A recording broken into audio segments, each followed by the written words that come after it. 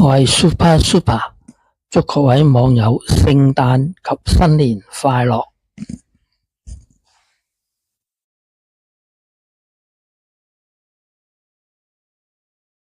睇完片之後，請點讚、分享同埋訂閱，多謝你哋嘅支持。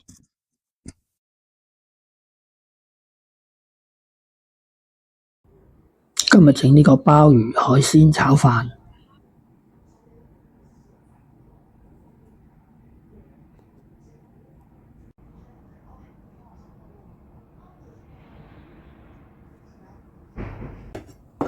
用刀將鮑魚剪開兩邊，跟住將鮑魚切絲，跟住再將鮑魚切粒，盛起備用。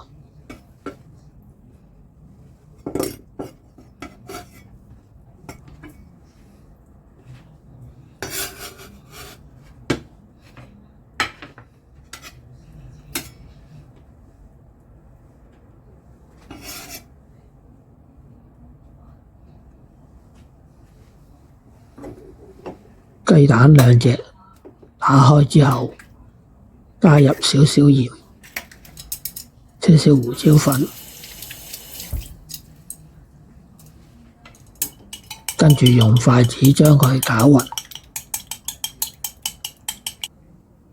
呢啲就係煮鮑魚海鮮炒飯嘅主要材料啦。開中火落油，首先放一半蛋液落去，睇見啲蛋液開始凝固啦，咁我哋就反轉再煎另外一邊，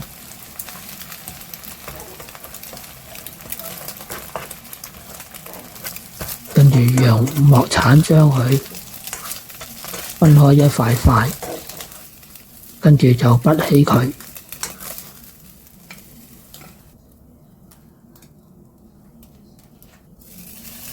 放入帶子，落少少油，將帶子煎到兩邊金黃色，跟住我哋就可以將佢拔起啦。再落鮑魚同埋蝦，用鑊鏟將佢兜勻，煮佢一陣，咁樣就可以將佢拔起啦。開中火落油，放啲薑米落去，用鑊鏟將佢爆香。薑米爆香之後，放啲冷飯落去，鑊鏟將佢篤開，將啲飯整鬆佢。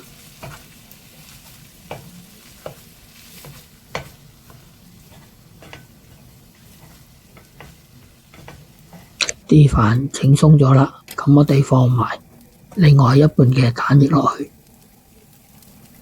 等佢同啲飯撈勻，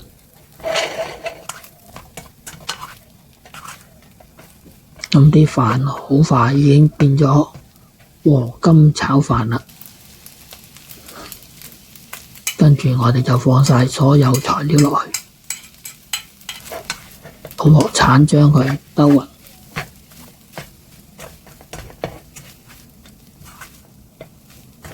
最後放埋啲蝦、蔥花，再加多少少鹽，用鑊鏟將佢兜勻，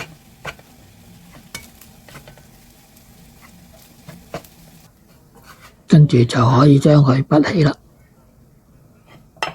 一碟十分好味嘅鮑魚海鮮炒飯，咁樣就完成咗啦。